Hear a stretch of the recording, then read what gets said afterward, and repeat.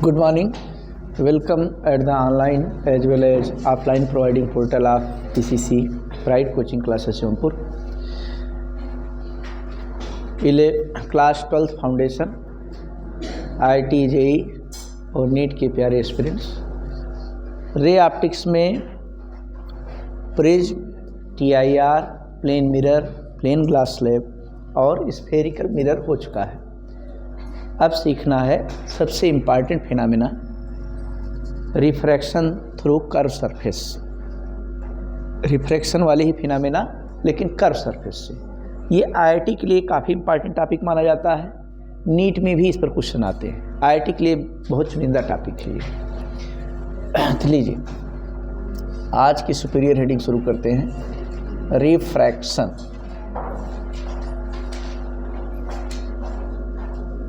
Through curve surface. Refraction through curve surface. ऐसे corner में आप टैग लगा लीजिए IIT स्पेशल।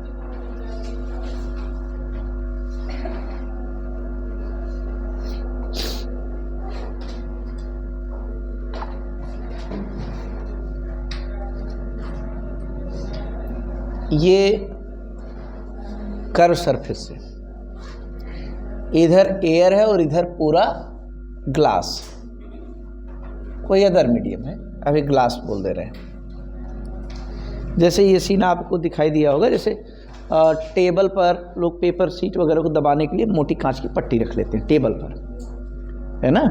और कांच की पट्टी बिल्कुल एकदम धारदार नहीं होती, मोल्डिंग कर दी जाती है, उसमें किनारे उसके मोल्ड कर देते हैं जिससे हाथ उठ पड़े तो उस पर चोट न लगे, समझ रहे नहीं। तो वही सीन है, जैसे कांच मोटे पतली से एकदम सीट बिछा दिए, इसमें किनारा जो है इस तरह शार्प नहीं रखा जाता, हल्का से मोल्डिंग कर दी इस तरह से, इस तरह से। हम इसी सीन को हाईलाइट करें, बस इतने सीन को, इसी पोर्शन को हाईलाइट कर देते हैं। उसी को लेंस लगा कर समझ रहे हैं, खूब बड़ा सा है, उसी बारे में सोच रहे हैं कैसे रिफ्लेक्शन कराएगा। प्लेन हो जाएगा तो अपरेंट वाला जो फार्मूला होता है अपरेंट डिस्टेंस का, कभी n से मल्टीप्लाई एक्चुअल में, कभी n से डिवाइड कर देंगे, है ना। तो यहाँ पर कर्व सरफेस हो गया। अच्छा, कर्व में उभरा ही या हुआ ही हो ऐसा नहीं, दबा भी हो सकता है, ऐसा भी हो सकता है। तो ये कैसा सरफेस है? कॉन्वेक्स। ये कैसा सरफेस है? कॉनकेव। लेकिन कॉन्वेक्स और कॉनकेव में कभी कभार कोई फिक्स कॉन्सेप्ट नहीं रह जाता है। जैसे आप बहुत नन्हे से हो गए, एकदम माइक्रो लेवल की स्टडी करें, अंदर झांक करके ऐसे छू रहे हैं, तो ये वाला सरफेस तब कॉनकेव। बाहर से देख रहे तो कॉन्वेक्स ना। कॉन्वेक्स कॉनकेव के लिए कोई फिक्स डाटा मत बनाइएगा मन में कि इसका रेडियस ऑफ कर्वेचर पॉजिटिव, इसका रेडियस ऑफ कर्वेचर नेगेटिव। वो कॉन्वेक्सिटी कॉनकेविटी रिलेटिव टर्म है। ऑब्जेक्ट कहाँ रखा गया उस बेसिस पे आपको डिसाइड करना है। जैसे ऑब्जेक्ट अंदर रख दिया हमने तो पोल ये हो जाएगा। बताइए ऑब्जेक्ट की डिस्टेंस क्या लेंगे आप, पॉजिटिव नेगेटिव? रुक जाइए, हल्का सोचने दीजिए। ऑब्जेक्ट से रेज चलाइए, ऑब्जेक्ट से रेज चले, लेकिन डिस्टेंस मेजर करने की टेक्निक क्या है? पहला नाम जब भी मुंह खुले पी का आना चाहिए। तो PO क्या लिखेंगे? नेगेटिव, भाई इधर चल रहा है। इमेज इसका इस तरफ बना, इस तरफ बना, तो PI क्या लिखेंगे? इमेज की डिस्टेंस जो V होता है पॉजिटिव, है कि नहीं? इधर तरफ पॉजिटिव और इधर तरफ नेगेटिव। और जो रट्टा मार्क बैठे हैं right side positive left side negative, उनका फेल हो जाएगा, उनका क्वेश्चन गलत आएगा, आपका हर बार सही होगा। ऑब्जेक्ट यहाँ रखे हैं तो सीधे से बार ऑब्जेक्ट यहाँ रहेगा, उसी बेसिस पर डिसाइड किया जाएगा। अब बताइए सेंटर मान लीजिए यहाँ है, इसका सेंटर ऑफ कर्वेचर, तो बोलिए PC क्या लिखेंगे? +R कि -R? -R, क्योंकि पोल से चलेंगे इधर और ऑब्जेक्ट से इधर चलेंगे। इंसिडेंट रे का सपोर्ट होगा तो पॉजिटिव, अपोज होगा तो छोड़िए मत, नेगेटिव जरूर लगाइए। यही हल्का सा कॉन्सेप्ट याद रखिए, कोई क्वेश्चन गलत नहीं होगा। 10 सवाल लगाने के लिए 10 कॉन्सेप्ट सीखने से बढ़िया है एक सॉलिड कंक्रीट कॉन्सेप्ट सीखे जो हर जगह काम में आए, उसी से काम बनता है। तो लीजिए फार्मूले की डेरिवेशन नहीं करा रहे हैं, आप चाहे तो करा सकते हैं, लेकिन कोई मतलब नहीं है। सीधे फार्मूले की डेरिवेशन जो समय जाएगा उसी उतने समय का हम लोग उपयोग कर लेते हैं उस फार्मूले पर अच्छी पकड़ बनाने में। कब कैसे अप्लाई किया जाए उसके बारे में थोड़ी चर्चा कर लेंगे तो क्लियर हो जाएगा।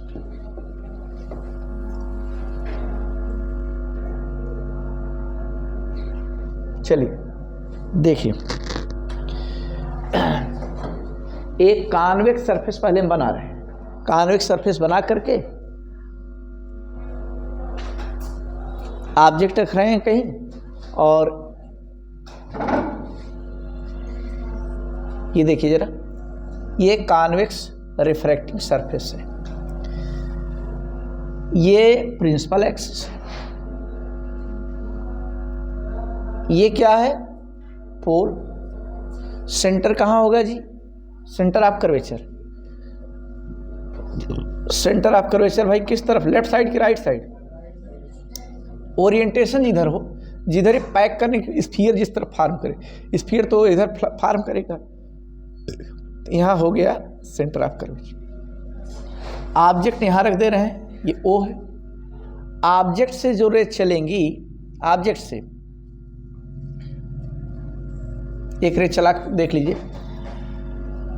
ऐसे हमने चला दिया, तो अंदर कैसे जाएंगी, किस तरफ, ये नॉर्मल की तरफ बेंड होंगे कि नॉर्मल वे जाएंगी, इसमें नहीं जानकारी। पहले नॉर्मल ड्रा तो किया जाए, और नॉर्मल ड्रा करने का तरीका क्या है, जिस पॉइंट पर आकर सरफेस टकराया है, नॉर्मल ड्रा करना, 90 बनाना। प्लेन वाले में जैसे प्लेन सरफेस है, नॉर्मल माने 90 बनाते थे।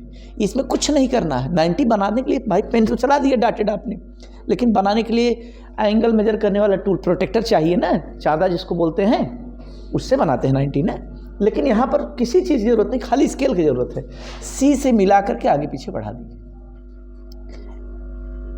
रिफ्रैक्टिंग सरफेस अगर कर्व हो तो नॉर्मल ड्रा करना बेहद आसान है। क्या करते हैं, उस पॉइंट को सेंटर ऑफ कर्वेचर से मिलाकर खूब आगे पीछे बढ़ा दीजिए। ये नॉर्मल हो गया आपका। अब बताइए, नॉर्मल साथ ये कौन एंगल बना है, आई। अंदर जाएगा तो कम एंगल बनेगा कि ज़्यादा, कम बनेगा, माने सीधे न जाकर के मुड़ जाएगी। चलिए हमने मोड़ दिया, यहाँ पर ऐसे मोड़ दिया, इधर नहीं जाएगा। ये इतना कितना एंगल बन रहा है जी, आर। यहाँ क्या बन गया, इमेज। यही सीन है आपके लिए। ये डॉटेड क्या आपने ड्रा किया है, नॉर्मल। ऑब्जेक्ट जहाँ है उस मीडियम का रिफ्रैक्टिव इंडेक्स क्या बोल दे रहे हैं जी, N1। और जहाँ इमेज बन रहा है उसका रिफ्रैक्टिव इंडेक्स, यही नहीं बोलना है। फिर ध्यान दीजिए, हम बात को अपनी वापस लेते हैं, फिर नई बात निकालते हैं। कन्फर्मेशन केवल N1 में कीजिए। जहाँ ऑब्जेक्ट रखा गया उस मीडियम का refractive index N1,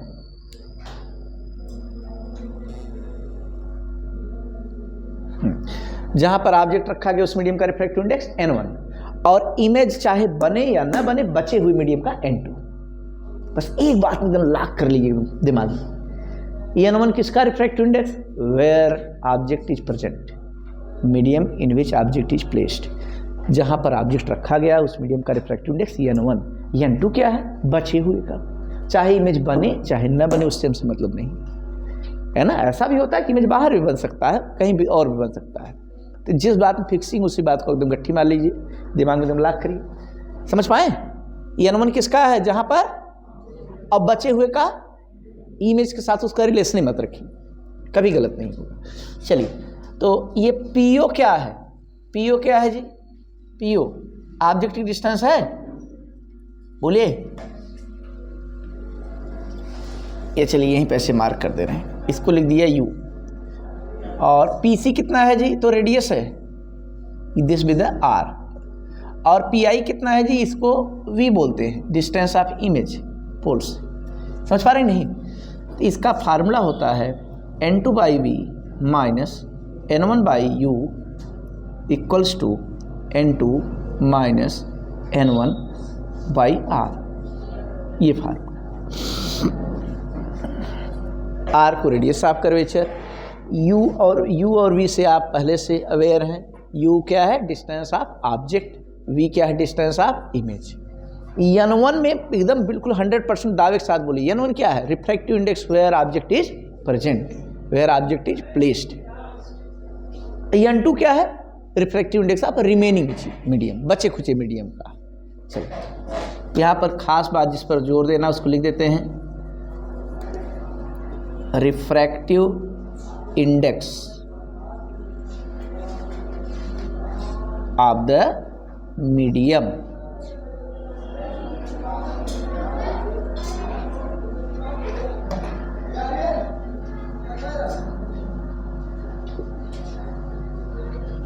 where object is placed, refractive index of the medium where object is placed. ये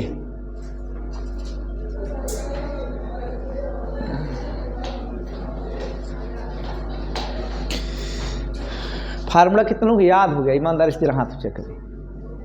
ठीक ठीक ठीक, चलिए हाथ ऊंचे, चलिए जरा सुनाइए फार्मूला, सुनाइए फार्मूला, सुनाइए।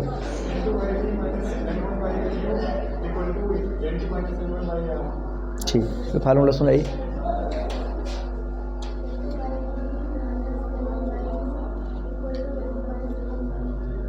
बैठिए, फार्मूला सुनाइए।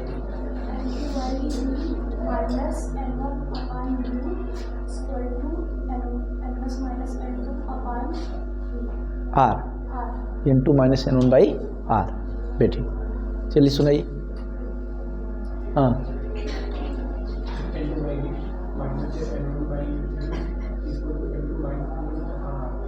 ठीक, बैठिए, चलिए सुनाइए।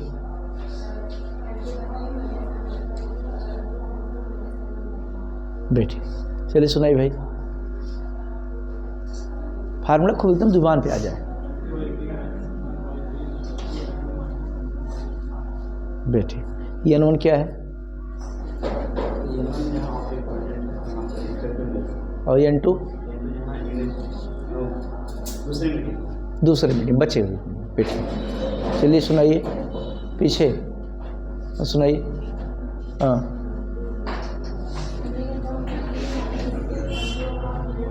नहीं उलट दे रहे हैं, शुरुआत में n2 है।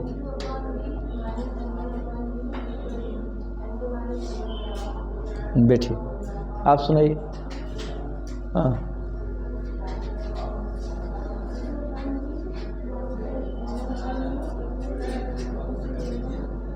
n2 minus n1 by R. बैठिए, आप बताइए।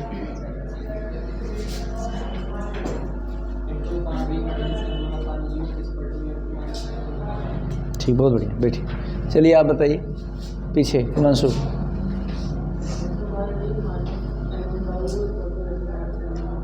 ये n1 क्या है और ये n2 अगले मीडियम का refractive index of remaining medium बचे हुए। बैठिए, थैंक यू। चलिए अब इसका एप्लीकेशन खूब जो हम लोग 10 मिनट समय गंवाते फार्मूला डेरिवेशन में, उतने में चर्चा हो गई, फार्मूला याद भी हो गया। अब कितने लोग याद हो गए? एकदम ईमानदारी से हाथ ऊंचा करें। चलिए ठीक, सुनाइए आप।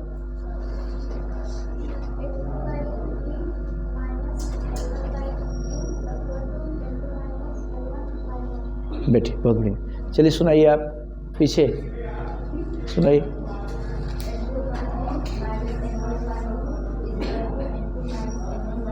बैठिए, ठीक है। अब इसका एप्लीकेशन जोरदार तरीके से देखा जाए, क्वेश्चन कैसे लगाते हैं खूब अच्छे से समझा जाए।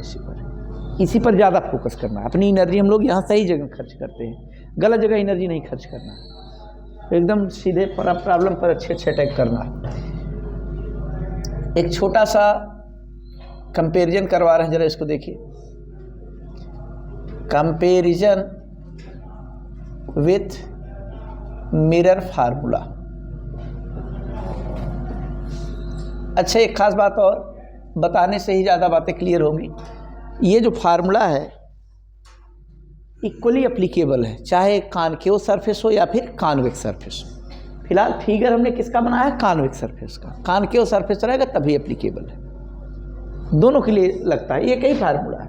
अब उसमें साइन कन्वेंशन कैसे रखना है वो सब अभी सिखा देते हैं 1 सेकंड में। Comparison with mirror formula. Mirror formula एकदम दिमाग पर हम लोग छाया हुआ है, काफ़ी लंबे समय तक उस पर चर्चा हुई थी। मिरर फार्मूला है क्या? मिरर वाला फार्मूला याद है, 1/v plus 1/u equals to 1/f। बोलिए।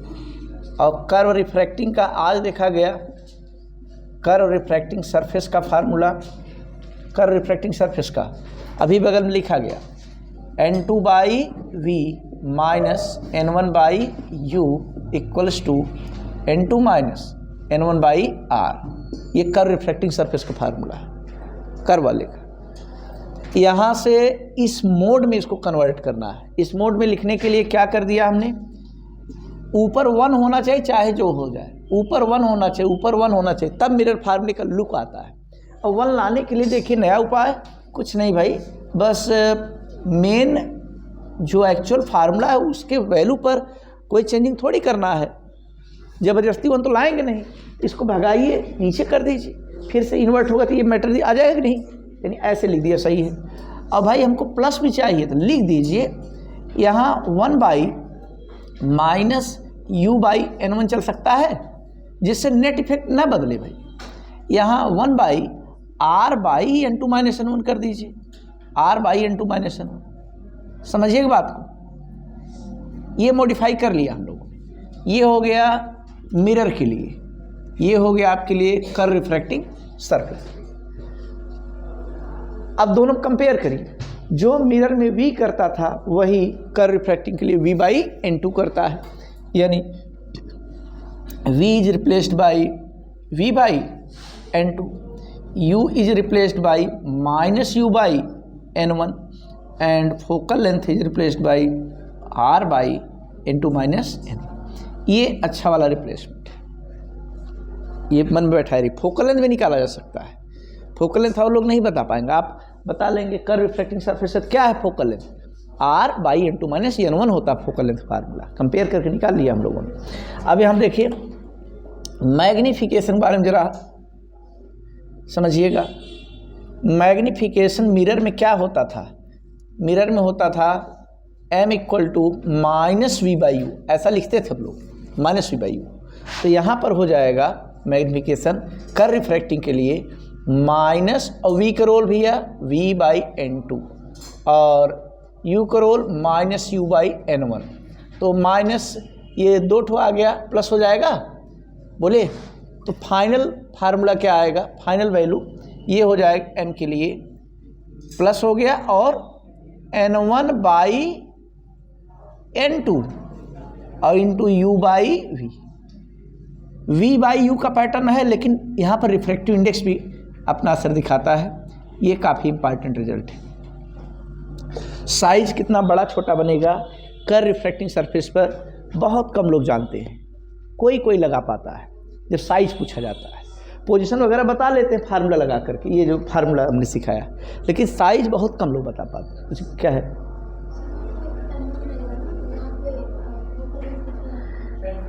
अरे हाँ n2 माइनस n1 भाई, ये यहाँ ठीक, थैंक यू। फोकल लेंथ ये है, फोकल लेंथ ये था, यहाँ पर कंपेयर ही तो कर रहे थे, नोट हो गया। तो मैग्निफिकेशन आप n1 into V by n2 into U लिखते हैं, ये है मैग्निफिकेशन। ये फार्मूला हटा दे रहे हैं।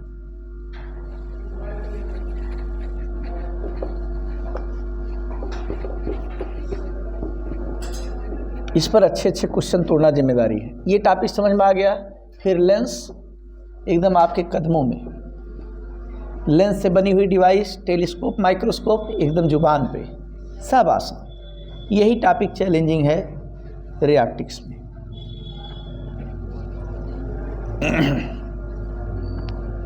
टफ बिल्कुल नहीं है, बस कॉन्सेप्ट अच्छे से आप पकड़े हुए कि नहीं उसी ध्यान देना है।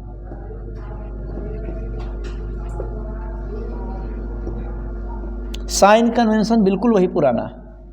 क्या है साइन कन्वेंशन? इंसिडेंट रे के डायरेक्शन में मेजर की गई डिस्टेंस पॉजिटिव और अपोजिट सेंस में मेजर की गई डिस्टेंस नेगेटिव हो।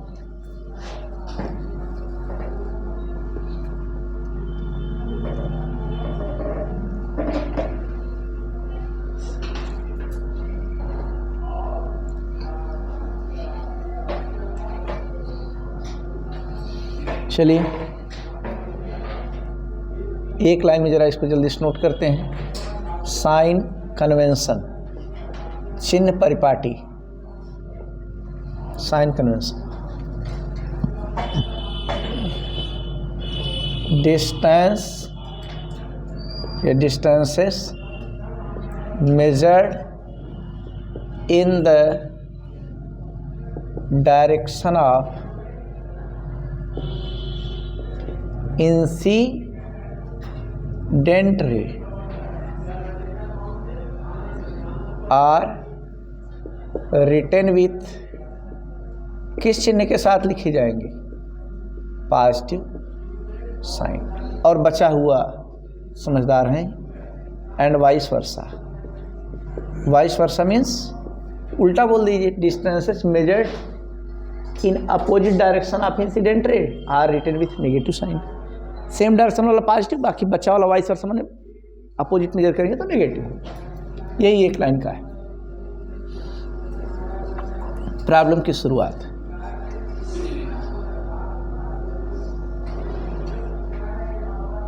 पहला क्वेश्चन अच्छा बना देते हैं। ये ग्लास स्फीयर है।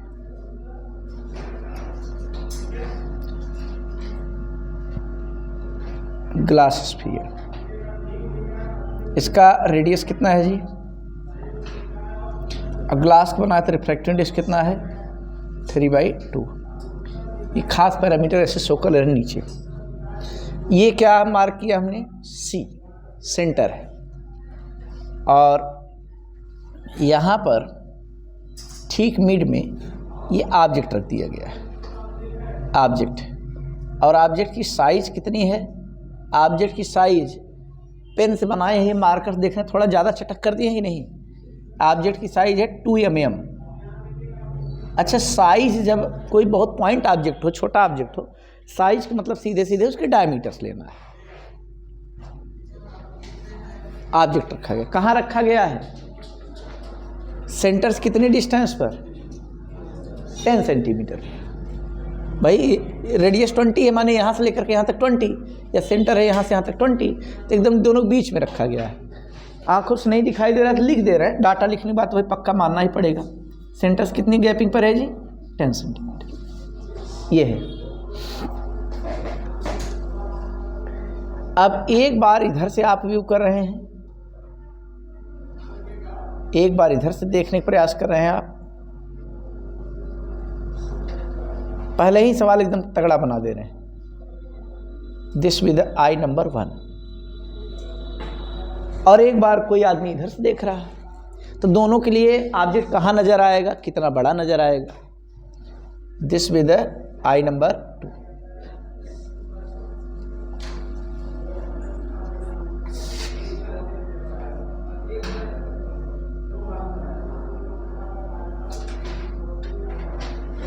आई नंबर 2 ये बना लें।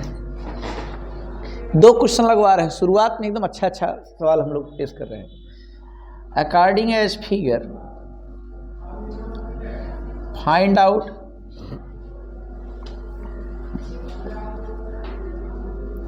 Position and size of image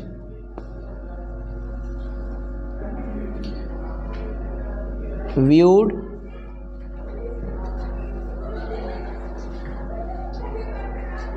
by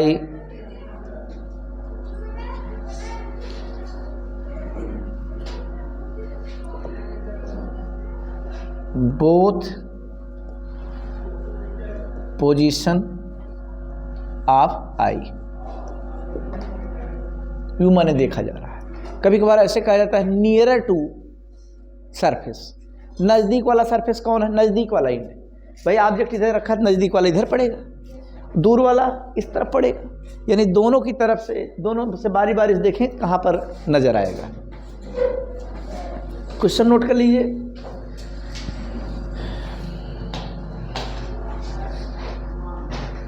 ऐसा क्वेश्चन एक लग जाएगा तो समझिए पूरा कॉन्सेप्ट एकदम आपका तैयार।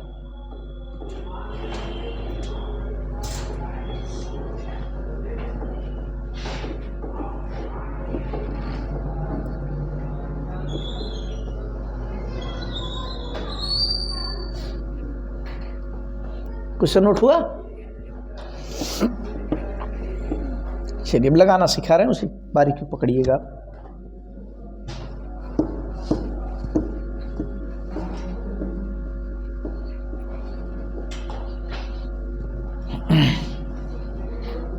देखिए सलूशन इसका यहां पेश कर रहे हैं। फॉर आई नंबर 1, पहली पोजीशन के लिए, आँख की पहली पोजीशन के लिए। ये तो मान लीजिए सेंटर है जी, ऑब्जेक्ट यहाँ है, ऑब्जेक्ट से रेज चलाइए, आई इधर ही है, इधर ही है, तो ये क्या बनेगा, दिस विद द पोल। बोलिए अब आगे रेज कैसे जाएगी वो बात की बात है, बस खाली हल्का चला के छोड़ दीजिए, बस इधर कहीं आई है, यहाँ पर आई है। तो बोलिए N1 कितना, एकदम शुरुआत में एकदम बताए थे, 2 मिनट तक इस पर चर्चा हुआ था। N1 किसका रिफ्रैक्टिव इंडेक्स, ऑब्जेक्ट जहाँ प्रेजेंट हो। ऑब्जेक्ट कहाँ है, एयर में है कि ग्लास में है, ग्लास में, और ग्लास का दिया भी गया 3/2, और बचा हुआ मीडियम एयर है, चाहे इमेज बने चाहे ना बने उससे नहीं मतलब है, ये लिख दिया N1 और N2। फिर क्या, U कितना, U पोल से ऑब्जेक्ट तक की डिस्टेंस, तो पूरा रेडियस 20 है, और यहाँ से 10 रखा गया, 10 ही यहाँ से भी तो बचा, तो +10 कि -10, क्यों -10, क्योंकि इंसिडेंट रेज बाहर निकलने का प्रयास करें और आप अंदर चले जा रहे हैं, अपोज कर रहे हैं, U हो गया -10। R बताइए क्या होगा, -20। R कितना, R माने पोल से सेंटर तक की डिस्टेंस, अंदर चलेंगे आप लेकिन रेज की टेंडेंसी बाहर निकलने की है, इतना समझ में आना चाहिए। ये 4 डाटा अगर कलेक्ट हो गया तब तो V निकालने से कोई रोक नहीं पाएगा। रखिए फार्मूला एक बार फिर से लिख दीजिए, N2/V minus N1/U equals to N2 minus N1/R।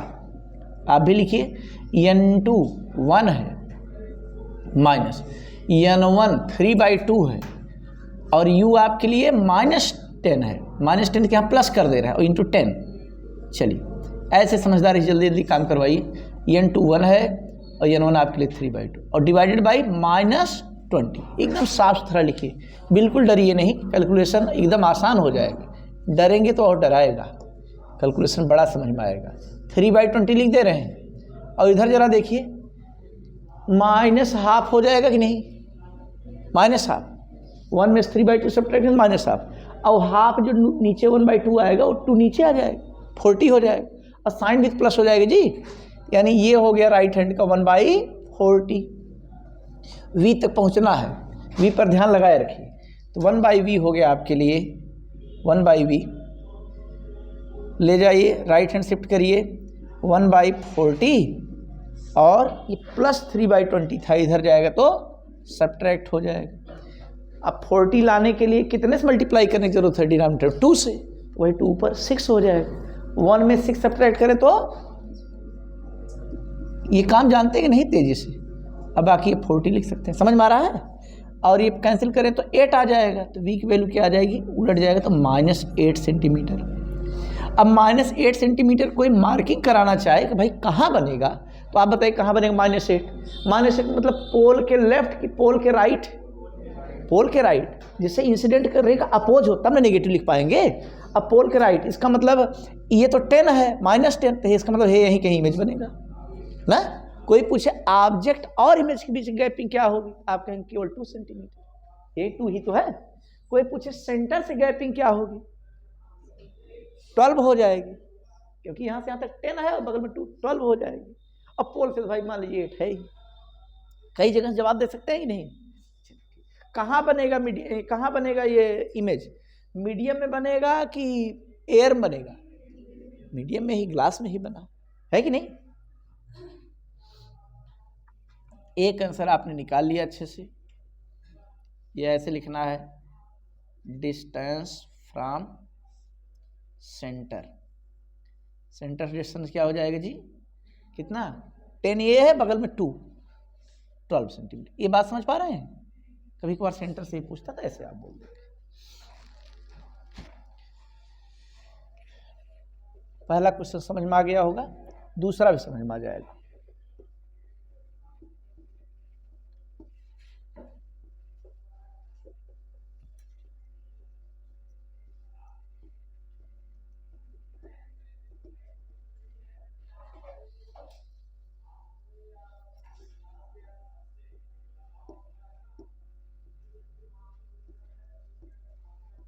Refracting surface घर पे जाकर के एक बार रिवीजन खूब अच्छे से जरूर करिएगा और इस पर क्वेश्चन तोड़िएगा। क्वेश्चन बहुत ज़्यादा अच्छे न मिले तो जो आपको क्वेश्चन नोटबुक में नोट कराया जा रहा है उसी को रिवाइज करिएगा, आप लोग फिर से लगाने का प्रयास करिएगा और जो एक दो होमवर्क दें उस पर खूब जुट करके जरूर लगाइए उसको। लीजिए फॉर आई नंबर 2, आई की सेकंड पोजीशन के लिए, ये तो सेंटर है, ऑब्जेक्ट फिलहाल यहां रखा गया है। आई अब की बार इस तरफ, और जिस तरफ से आप ऑब्जर्व करेंगे प्रिंसिपल एक्सिस जहां कट करेगी वही वाला पोल बन जाएगा। ये आपके लिए पोल हो गया, this be the pole number 2। बोलिए अब की बार ये पोल हो गया। ऑब्जेक्ट से थोड़े चला दीजिए, भले बाहर ना निकालिए कोई दिक्कत नहीं, एक बार चलाइए तो सही। अब की बार इस सरफेस से देखेंगे आप। अच्छा एक चीज छूटा है भाई पिछले क्वेश्चन में, साइज भी बताना था जी, साइज भी बताना था। रुक जाइए, साइज बता लीजिए तब फिर आइए। पोजीशन एंड साइज 2 क्वेश्चन था ना। साइज जरा देखिए, साइज का फार्मूला ये होता है, बेसिक फार्मूला तो ये है, साइज बताने के लिए मैग्निफिकेशन का इस्तेमाल करते हैं और ये है size of image by size of object. और बाकी जब फार्मुलेट करते हैं तो ये फार्मूला केवल हम लोगों को पता है, n1 into V by n2 into U, ऐसा होता है। आपको इन दोनों से केवल काम चलाना है, ये हमें एक बहाना था, आया दोनों की इक्वेट करके चला गया। आई कितना पता नहीं भाई, ऑब्जेक्ट साइज 2 mm है। इधर n1 आपके लिए 3/2 है। अच्छा एक का डिवीजन दिया करिए, बाकी ऊपर नीचे सब सेट करके लिख दीजिए। और n2 कितना है जी 1 है, चलेगा। v कितना, v आपने निकाला -8 और u कितना, u आपने देखा था -10 था, यही था तो हो गया i/2, 2 से 2 को निपटारा हुआ। i कितना आ गया जी, ये 24 प्लस हो गया है 24/10 दैट इज 2.4। यूनिट सेंटीमीटर लिखे कि मिलीमीटर,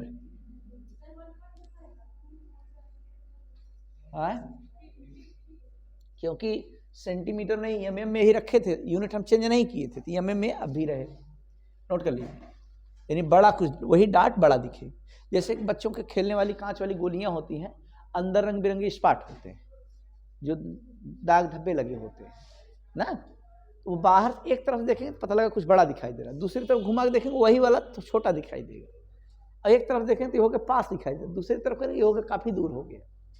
डिस्टेंस में भी वेरिएशन फीलिंग आती है, साइज में भी हम लोगों को ज़्यादा कम महसूस होता है। चलिए दूसरा आइए, for I number 2, second I के लिए समझिएगा बात। This be the center, this be the position of object O and this be the pole. I इधर है राइट साइड तो पोल ये बन जाएगा। एक रेज आप चला लीजिए, अब जिससे पूछेंगे वही बताएगा, सब लोग बताने के लिए तैयार रहिए। चलिए आप बताइए, आप बोलिए U क्या होगा, पहले n1 बोलिए क्या होगा, n1 क्या होगा, n1 है क्या, जरा लैंग्वेज में बोल सुनाइए।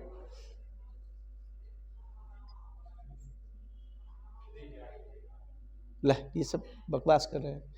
जहां ऑब्जेक्ट रखा गया हो, किसका रिफ्रैक्टिव इंडेक्स, जहां ऑब्जेक्ट प्रेजेंट हो। क्या है ऑब्जेक्ट, कहां प्रेजेंट है,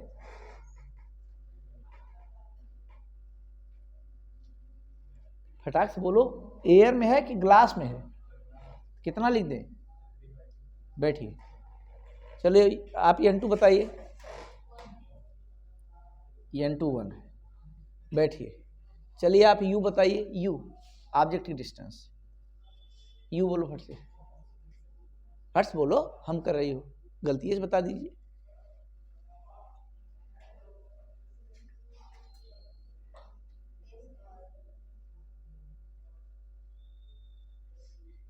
यू कितने लोग बता सकते, जरा हाथ उठाइए। चलिए आप बताइए पूजा,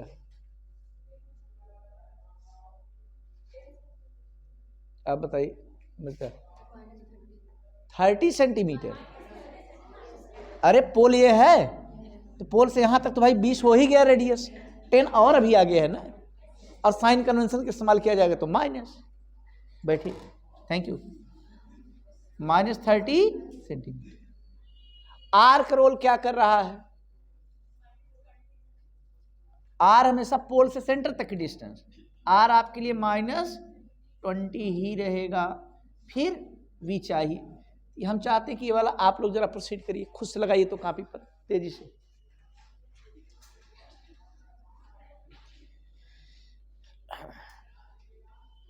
लगाइए,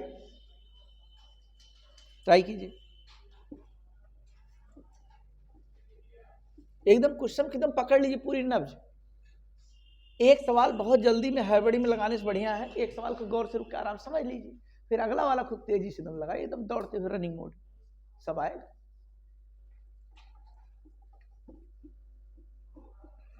ये डाटा लिखवाना ही बहुत जरूरी है। डाटा जिसको लिखने आ गया, पहली दिक्कत तो N1 N2 में हो जाती है।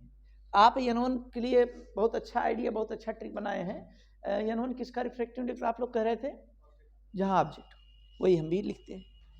और बचे हुए का N2, चाहे इमेज बने चाहे न बने उससे हमसे नहीं मतलब, N1 में कंफर्मेशन हो गया तो बच्चा वाला N2।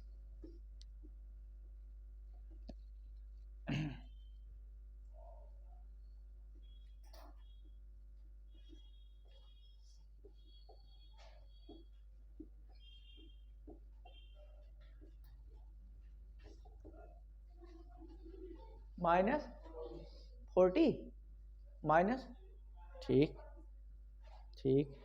अब -40 की लोकेशन क्या होगी कोई बता दे? -40 है, -40 की लोकेशन जरा बताइए कहाँ हो?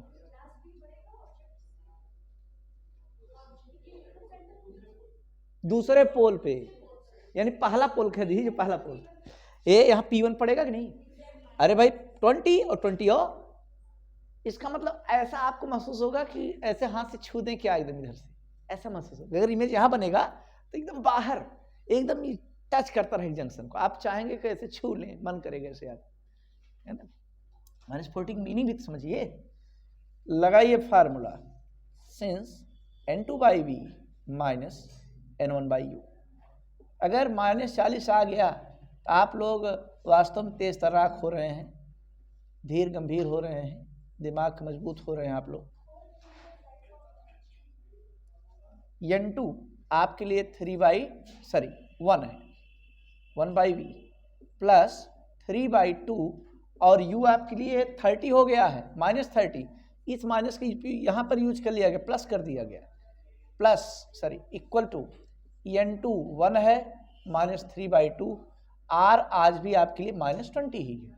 ये 3 का कैंसिलेशन करें 10 हो जाएगा, 10 आ जाएगा भाई, 3 10 जा 30, 3 दाम 30, ये 1/20 हो गया, और इधर -½ और नीचे उतर के प्लस कर देगा और 40 आ जाएगा नीचे, 1/40, तो 1/V आ जाएगा आपके लिए 1/40 -1/, एलसीएम आपके लिए 40 ही होगा। 40 कब आएगा? जब ऊपर 2 लगाएंगे, तो 1 - 2 माने -1, तो V हो गया आपके लिए 1/V -1/40, यानी V की वैल्यू हो गई -40 सेंटीमीटर। -40 सेंटीमीटर की मीनिंग जरा समझाइए। इमेज कहाँ बनेगा? किधर चलना है हम लोगों को? लेफ्ट में चले कि राइट में चले? भाई इंसिडेंट का अपोज हो, इंसिडेंट ऐसे आ रहे तो लेफ्ट में चलिए, अपोज करते हैं। 40 तक चल रहा है, कहाँ रुक रहे हैं? 20 और चलिए थे, बन जाएगा, यानी यहाँ से यहाँ तक -40 हो गया। यानी कहाँ बनेगा? At the first pole, at the diametric end, diameter के दूसरे सिरे पर बनेगा। चलिए साइज पर जो है चर्चा करिए। साइज लिखने क्या तरीका? m होता है आपके लिए फार्मूले के तौर पर size of image by size of object, और m का फार्मूला निकाले थे हम लोग N1 रिफ्रैक्टिव इंडेक्स के फार्म में, N1V बाई N2U। अब इन्हीं दोनों से काम चला लीजिए। I निकालना है आपको, I माने साइज ऑफ इमेज, और ऑब्जेक्ट साइज 2 mm है, याद रखिएगा। देखिए हमने यूनिट नहीं चेंज किए हैं, फाइनल आंसर ये mm में ही बोलिएगा, मिलीमीटर में ही। N1 कितना है जी? 1 ना, 3/2, और N2 आपके लिए 1 है, V -40 है और U आपके लिए -30 है, तो ये माइनस माइनस प्लस हो गया, और चाहे तो आप 2 से कैंसिलेशन करा दीजिए। I इक्वल टू क्या आ जाएगा जी, 3/30 रहेगा, तो 0 0 कैंसिल हो गया, 3 3 कैंसिल, ये एग्जैक्ट 4 आया जी, जस्ट डबल साइज के दिखेगा और डायमेट्रिक इंड पर दिखेगा, नोट करिए। सवाल पर पकड़ हम लोग बन रही है। पहले ही क्वेश्चन तगड़ा मिल गया था, लेकिन कॉन्सेप्ट भी तगड़ा हो गया हम लोग का। लीजिए, थोड़ा सुस्ता लीजिए, 2 सेकंड आराम करिए, फिर आइए इस सवाल पर।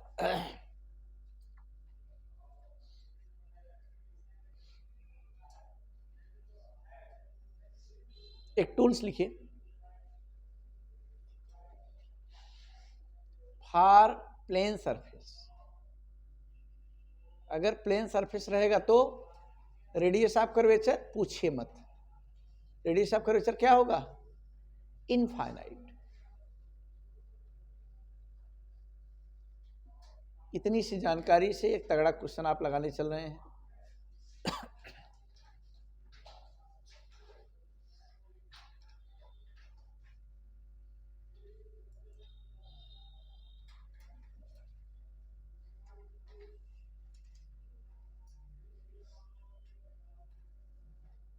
यहां पर ऑब्जेक्ट किसका बना है जी, कांच का, कांच का ग्लास बना है 3/2, और इसकी रेडियस क्या है जी, 20 सेंटीमीटर, देख रहे हैं, और आई की पोजीशन ऊपर है, ऊपर से ऑब्जर्वेशन किया जा रहा है। ये आई फिगर नंबर 1 है, और इसी को जस्ट पलट दिया गया है।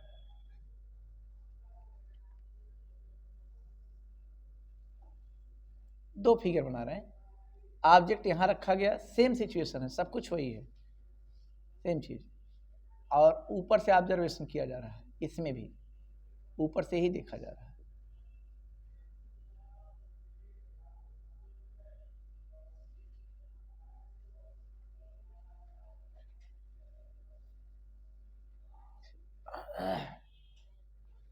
वही हेमिस्फेरिकल ग्लास, ऑब्जेक्ट हमेशा बॉटम पे रखे, नीचे पर। अच्छा आप बताइए, ये कैसा सरफेस है, कर्व है कि प्लेन है, लेकिन ये कैसा सरफेस है, प्लेन है। जैसे तरबूज को आप ऐसे कट करिए तो उसका जो रेड वाला पोर्शन, लाल वाला भाग दिख रहा है, वो प्लेन सरफेस, वो प्लेन सरफेस बना रहा है। चलिए, तो हमेशा रेडियस ऑफ कर्वेचर किसका लिखते हैं, जो पोल जहां लाइट करता है उस सरफेस का। यहाँ पर आंख के करीब ये पोल पड़ेगा, इसका रेडियस ऑफ कर्वेचर होगा, यहाँ पर पोल नजदीक में ये पड़ेगा, इसका रेडियस ऑफ कर्वेचर इनफाइनाइट होगा, समझिएगा। This be the figure number 2, same चीज है, रेडियस आपके लिए 20 सेंटीमीटर ही है, ग्लास है तो n equal to 3/2। According as figure find out position of image in 2 situations.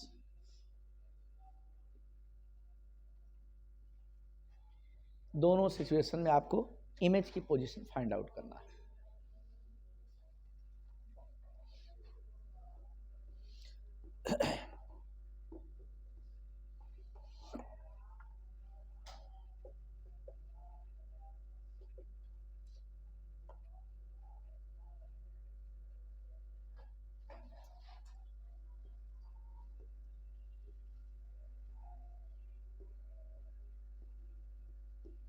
ये पिछले क्वेश्चन का सलूशन हटा दे रहे हैं।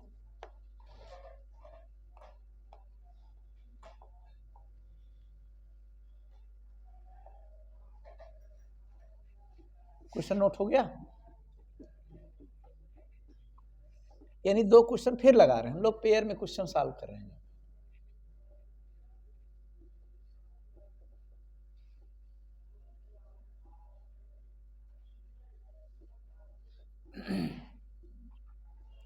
लेफ्ट राइट वाला कॉन्सेप्ट आप मत लगाया करिए, और लोग लगाते हैं तो लगाने दीजिए। आप हमेशा इंसिडेंट रे का कॉन्सेप्ट लगाएंगे। ऑब्जेक्ट से एक रे चलाइए, किस तरफ चलाए? आंख की तरफ, थोड़ा चला के छोड़ दीजिए, उसे फटाफट साइन के साथ लिख डालिए सब डाटा। अब यहाँ पर देखिए जो लेफ्ट राइट लगाते हैं उनका तो एकदम गलत हो जाना है, क्योंकि यहाँ पर ऊपर नीचे अपवर्ड डाउनवर्ड वाला सीन हो गया है कि नहीं?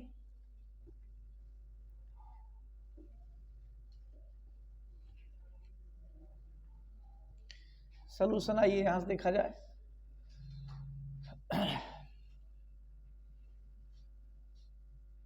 फॉर फिगर नंबर 1, पहले फिगर के लिए कुछ डाटा कलेक्ट करने चल रहे हैं।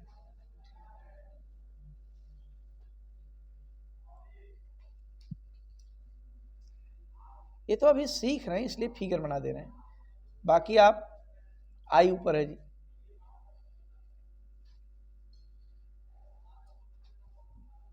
देखिए यहां पर ऐसे रेट चलेंगे, देख रहे हैं, और यही क्या बन जाएगा आपके लिए? पोल। या चलिए इसको प्रिंसिपल एक्सिस ही बोल दे रहे हैं। रेस थोड़ा बगल चल रही, चलिए इधर चल रहे हैं रेस, तो बोलिए पोल ये बनेगा। N1 क्या है जल्दी बोलिए? N2 क्या है? U कितना है? U माने पोल से ऑब्जेक्ट तक की डिस्टेंस। रे इधर ऊपर निकलने का प्रयास करें और आप आ रहे हैं नीचे, अपोज हो रहा है। रेडियस ऑफ कर्वेचर बोलिए। हाँ ये भी -20 होगा, ये खास बात है। और फिर क्या चाहिए? V। बोले कितना आएगा? -20 ही आएगा? -40 नहीं, तब मिसिंग है।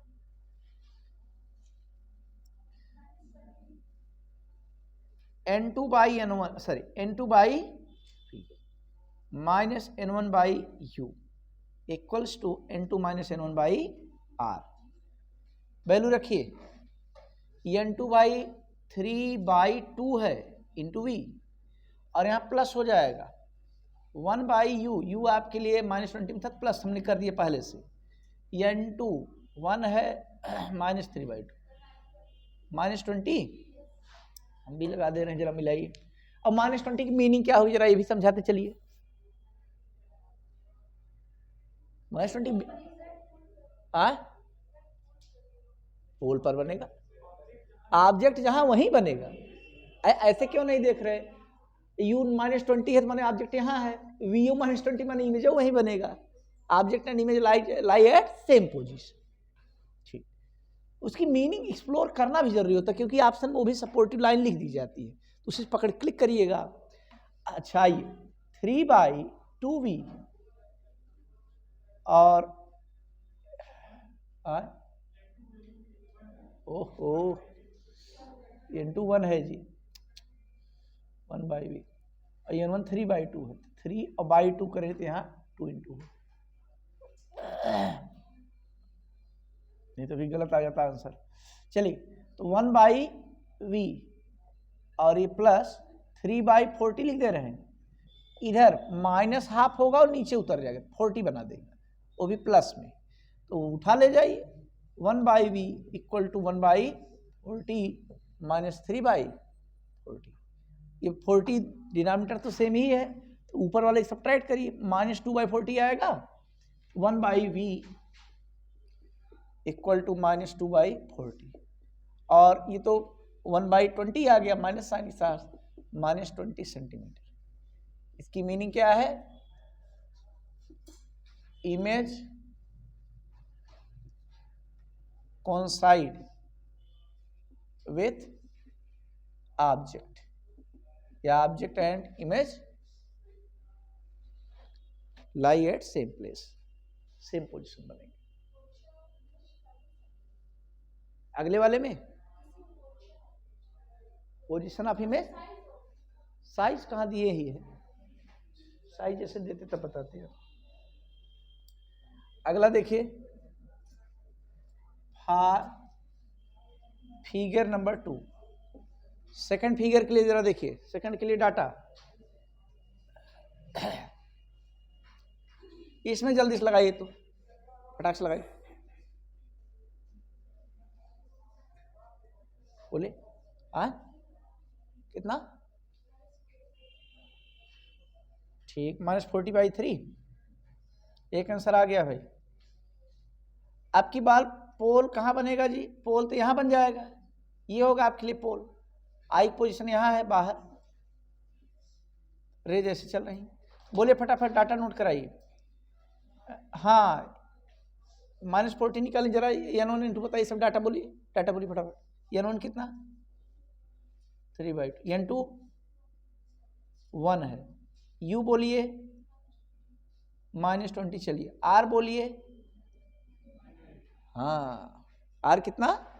यही सबसे खास बात थी, कहीं r तो नहीं 20 लिख दे रहे हैं, क्योंकि कैसा सरफेस हो गया? प्लेन, और प्लेन के लिए इनफाइनाइट। बस अब सवाल आपका पक्का आ जाएगा, हमें पूरा यकीन है, विश्वास हो गया। लीजिए वैल्यू फीड करिए, लाभ उठाइए। सिंस फार्मूला वही पुराना, ओल्ड इज गोल्ड वाले बातें आज भी सही हैं। -3/40 उल्टा 40/3। चलिए ये ऐसे। अच्छा, इसको लगाने के एक तरीका और अभी दिखा देंगे, एक तरीका और दिखा देंगे, शिफ्टिंग वाले केस से। प्लेन ग्लास स्लैब की तरह शिफ्टिंग जैसे होता था, उससे भी लगाएंगे तभी आ जाएगा।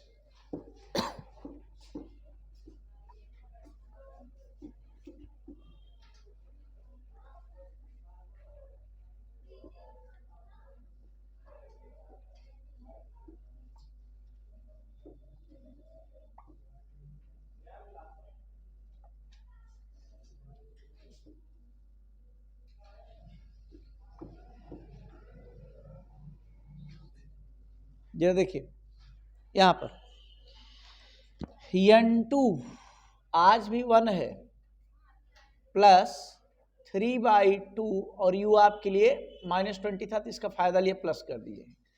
n2 बहुत जिम्मेदारी से, बड़े होशियारी से लिख रहे हैं, एकदम कदम फूक फूक के चल रहे हैं, फू फू करते हुए, लेकिन r इन्फिनिटी होने की वजह से राइट हैंड पार्ट 0।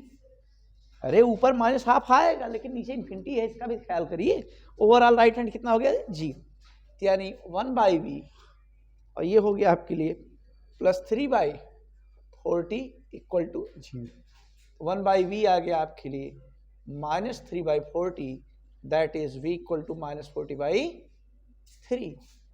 और सुंदर लिखना चाहते हैं डिवीजन ले लीजिए।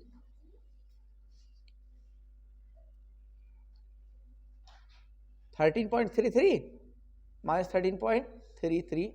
सेंटीमीटर, 13×3 = 39 होता है, 40 है, ऐसे। इसकी मीनिंग समझाइए आप, कहां बनेगा इमेज? इनसाइड द ग्लास की इनसाइड एयर? ग्लास नहीं, कहां पर? ये पोल से 13.33 यही बनेगा, नीचे ही बनेगा, तभी तो नेगेटिव आना है।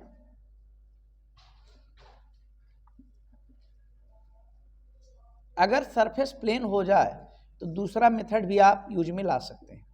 क्या होता है अपरेंट डेप्थ का फार्मूला?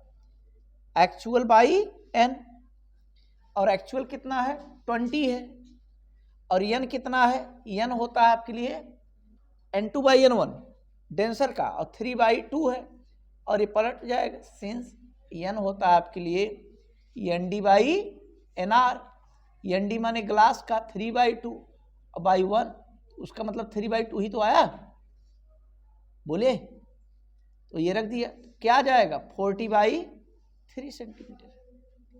अपरेंट डेप्थ वाला फार्मूला भी काम कर गया जी यहाँ, लेकिन कब लगता है? जब सरफेस प्लेन हो, तब ये भी लगा सकते हैं। खर्च आया कि नहीं? आखिर एक्चुअल डेप्थ कितना है? वही पूरा ये डिस्टेंस 20, और 20/n कर दी खर्च। इससे भी आगे बिना रिफ्रैक्शन फार्मूले से, लेकिन हम लोग रामबाण औषधि क्योर आल हर मर्ज की एक दवा का चुनाव कर रहे हैं, तो आप रिफ्रैक्शन वाला फार्मूला लगाइए।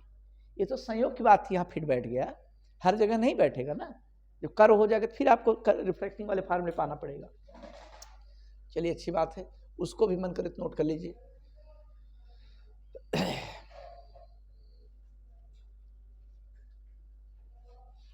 कल का बहुत चुनिंदा जानदार टॉपिक होने वाला है लेंस। इस पर कुछ और सवाल पढ़ेंगे, फिर लेंस पे आएंगे।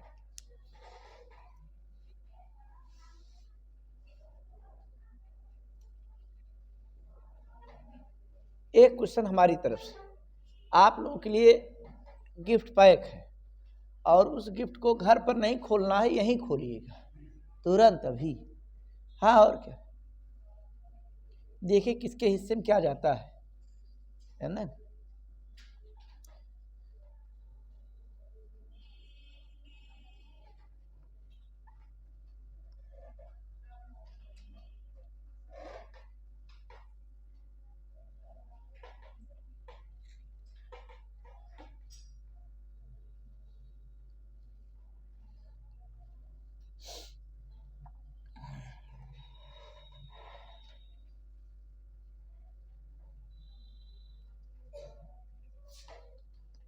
चलिए,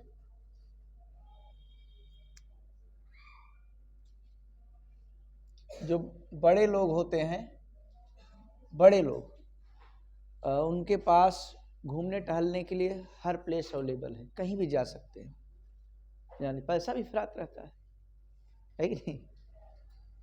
गांव की महिला ऐसे एक दूसरे से बात कर रही थी, उसमें एक महिला ऐसे बताने लगी, अरे जो प्रधान जी थे वो तो कोमा चले गए हैं।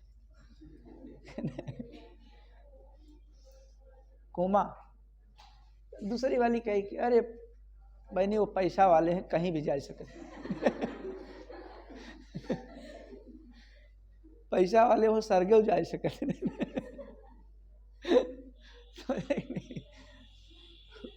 उनके लिए, जैसे जिनको नहीं पता है वो तो सोचे कोमा माने जैसे गोवा हुआ टाइप का कोई बढ़िया स्थान होगा। लीजिए, हाँ ऐसे ही। अब बहुत लोगों को तो बाद में पता लगता है, जैसे कोई बीमारी है, आपस में चर्चा कर रही हैं, किसी देखो के आई हैं तो आपस में कानाफूसी चालू, एकदम चर्चा का विषय बना रहे हैं, खाना बनाती रहेंगी, मांजती रहेंगी, कुछ भी तो अपना चर्चा आपस में मिल गई तो चालू। अरे फलाने को गए तो देखने, डॉक्टर बोला बहनी उन्हें बहुत खराब बीमारी। तो कहा कौन बीमारी? कहा उन्हें हार्ट है ना। बहुत दिन बाद खुलासा हुआ कि उनके पास भी दिल है, उनके पास भी हार्ट है। इस बात के डॉक्टर ने बताया तब गांव में हल्ला हुआ, नहीं तब तक बिना दिल के जी रहे थे। हार्ट अटैक से नहीं मतलब है, उनको हार्ट है ये कंफर्मेशन हुआ है। हार्ट की बीमारी को खाली कह दें उनको हार्ट, बस इतने।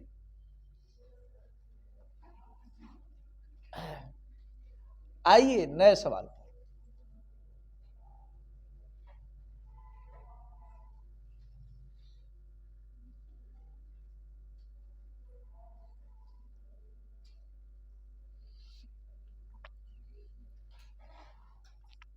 देखिएगा रेडियस क्या है इसका,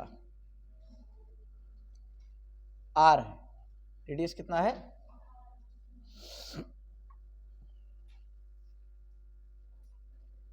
इधर एयर, इधर ग्लास है, 3/2।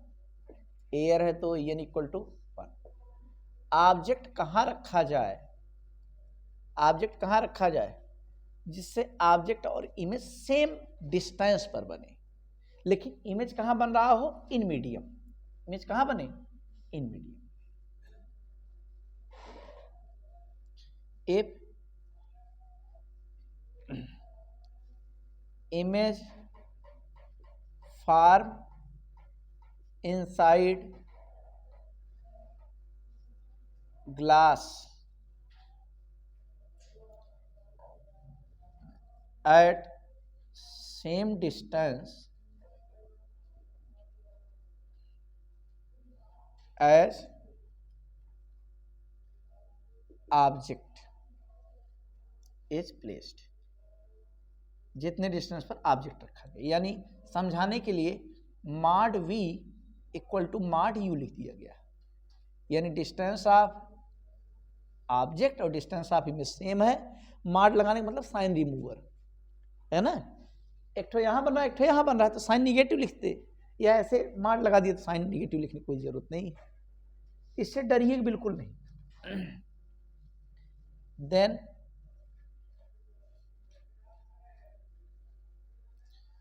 Position of object. अब भाई पोजीशन ऑफ ऑब्जेक्ट क्या चाहिए, इमेज क्या, दोनों इक्वल है, कोई एक तो पूछ ले। ऑब्जेक्ट वुड बी, क्या होना चाहिए, पहला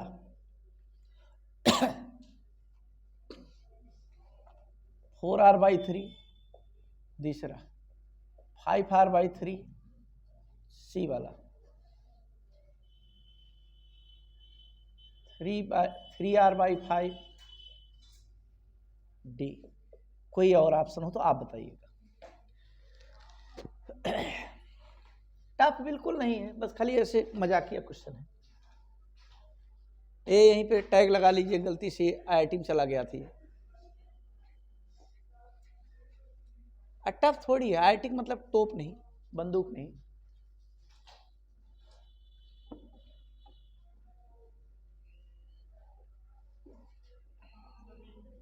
हाँ, बी वाला ऑप्शन ठीक।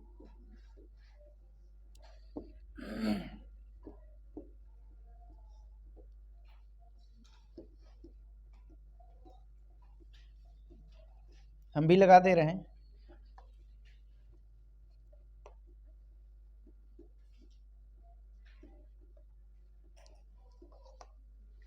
देखिए यहां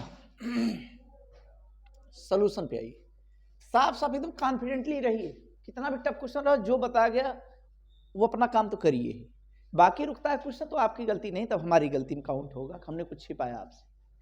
जितना बातें आप जानते हैं उसको पावरफुल एकदम सॉलिड तरीके से लिखिए। बोलिए n1 कितना है, बोलिए 1, जहां पर ऑब्जेक्ट रखा उसका। बोलिए n2 कितना है, 3/2। चलिए बोलिए u कितना है, u कितना है, वहां है, u तो पूछा ही गया है। चलिए बोलिए v कितना है, v आपके लिए -u, v आपके लिए -u है। भाई मार्क लगा के सुधारे थे, कह रहे हैं मीडियम बन रहा था, इसका मतलब उतने डिस्टेंस पे साइन बदल जाएगा कि नहीं।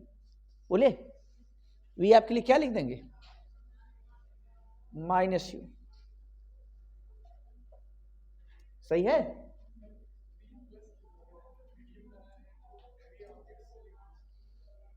सीधी बात, जो चीज अब यहीं थोड़ा सा ध्यान देना है, जो चीज निकालना होता है उसका साइन लाख आप जानते हो मत रखिए। यू का साइन निगेटिव आना चाहिए, पॉजिटिव, निगेटिव फाइनल आना चाहिए, तो फार्मूला लास्ट जवाब देगा, खुद तैयार है। यही थोड़ा सा कंट्रोलिंग करनी होती है। अगर डिजिट में दिया जाए तब साइन निगेटिव रखिए, लेटर में रहे, अननोन रहे तो मत रखिए, एकदम सीने पर से पत्थर रखिए, बर्दाश्त करिए कुछ देर तक, जाने दीजिए। और क्या करेंगे भाई, फार्मूला तुम्हारा गलत नहीं है, साइन नेगेटिव आना चाहिए। चलिए और इससे क्या पता लगा, एक इधर एक इधर, तो v = u नहीं, v = -u। और अगर आपकी बात कहाँ गलत हो रही, यहाँ पर भी अगर u कह रहा है निगेटिव है तो प्लस नहीं हो जा रहा है, अंदर हो भी तो रहा है ना, तो फार्मूले पे भरोसा करना है, दो तरफ सुधार नहीं करना है, दो तरफ सुधार नहीं, बस एक आंख बंद कर काम करिए, जो चीज अननोन है बस उसकी जगह कल छुड़वा लें इंसान, बस साइन मैग्नीट्यूड सब दे देगा फार्मूला। बस आइए, तो क्या आपसे पूछा गया, अरे पूछा क्या गया, कुछ भी तो नहीं, बस यू पूछा गया, ये लिखे भी तो हैं, काम बन गया। और आर कितना होगा जी, आर ये पोल से यहां तक चलेंगे, -r, क्या रख देंगे आप, -r is replaced by -r। Note करिए, सिंस n2/v, खाली साइन किसका नहीं रखना है, जो चीज अननोन हो, बस बाकी सबका आप रखिए। n1/u = n2 - n1/r। n2 आपके लिए 3/2 है, v आपके लिए -u है। चलिए n1 आपके लिए 1 है, u ही रहने दीजिए। अच्छा En2 आपके लिए 3/2 है, -1, और R आपके लिए -R है। बताइएगा ये कितना हो गया?